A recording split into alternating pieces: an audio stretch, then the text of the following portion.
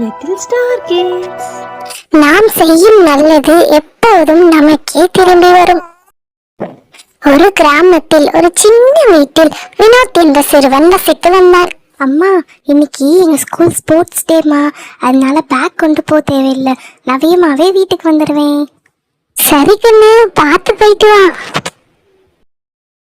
ஒரு வயதான பெரியவர் கனமான மூட்டையை தூக்க முடியாமல் தூக்கி கொண்டே சென்று கொண்டிருந்தார். அச்சோ, இவ்வளோ கனமா இருக்கே, இதை எப்படி வீட்டுக்கு கொண்டு போய் சேர்க்க போறேன்னு தெரியலையே. இந்த மூட்டையை தூக்க சிரமப்படுறீங்கன்னு நினைக்கிறேன் தாத்தா, நான் வேணா உங்களுக்கு உதவட்டுமா? ரொம்ப நன்றிப்பா. என் வீடு இங்க கிட்டக்கதான் இருக்கு. அம்மா, உனக்கு பள்ளிக்கூடம் போகணுமேப்பா, லேட் ஆகலையா? லேட்டா போய்க்கலாம் தாத்தா, ஒன்றும் பிரச்சனை இல்லை. அம்மா, நீங்க இவ்வளோ எடைய தனியா தூக்கிட்டு வந்துட்டு இருக்கீங்க, கூட யாரும் வரலையா தாத்தா? இல்லப்பா, நான் மட்டும்தான் தனியா வந்தேன். பரவாயில்ல தாத்தா, நான் இருக்கேன், கொடுங்க, நான் தூக்கிட்டு வரேன். நல்ல மனசுப்பா உனக்கு. இந்த காலத்துல இப்படி உதவி பண்றவங்க ரொம்ப குறைஞ்சிட்டாங்க. சின்ன உதவிதான் தாத்தா இது, நீங்க ஏன் தாத்தா மாதிரி தானே, இந்த உதவி கூட பண்ண மாட்டேனா? உங்க அம்மா நல்ல பழக்க வழக்கம் கற்றுக் கொடுத்துருக்காங்கப்பா. அம்மா எப்பவும் சொல்லுவாங்க, கஷ்டப்படுறவங்களுக்கு உதவணும்னு. நீ பெரியவனாகி நல்ல மனிதனா வருவப்பா. முதல்ல இந்த மூட்டைய வீட்டுக்கு கொண்டு போய் சேர்ப்போம் தாத்தா.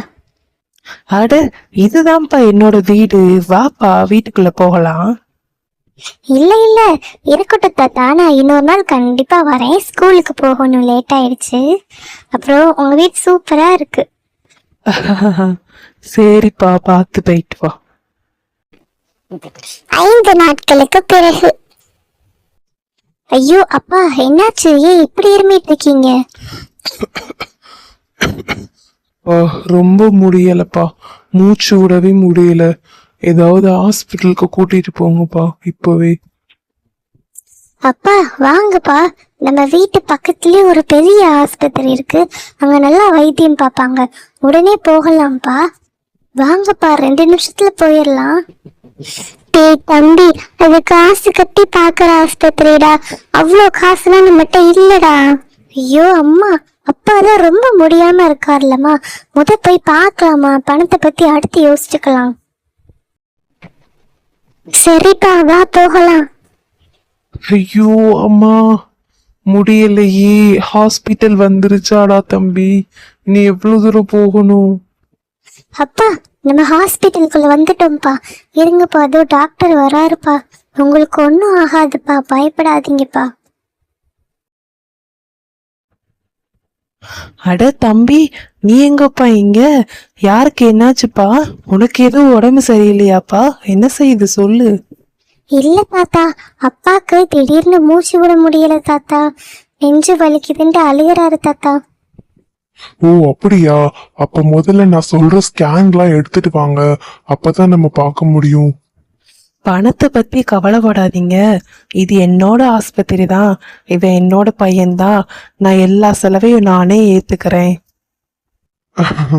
அப்பா வினோத்தை பத்தி என்கிட்ட சொல்லியிருக்காரு, அவன் ரொம்ப தங்கமான பையன்ட்டு. இதுக்காகவே நான் உங்களுக்கு உதவி செய்யறேன். நம்ம ஹாஸ்பிட்டல்லயே எல்லா ஸ்பெசிலிட்டிஸும் இருக்கு. நீங்க அந்த 3rd ரூமுக்கு போங்க, அவங்களே உங்களுக்கு எல்லாமே செய்வாங்க.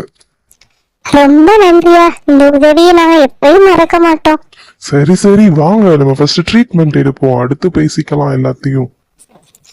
நாம் செய்யும் நல்லது எப்போதும் நமக்கே திரும்பி வரும். ஆமாம் குழந்தைகளே, நீங்களும் பிறர் கஷ்டத்தில் இருக்கும்போது உதவி செய்யுங்கள், உங்களுக்கும் அந்த உதவி திருப்பி கிடைக்கும். இந்த வீடியோ உங்களுக்கு பிடிச்சிருந்துச்சுன்னா ஒரு லைக் போட்டுருங்க, அப்புறம் நம்ம சேனலை மறக்காம சப்ஸ்கிரைப் பண்ணிடுங்க.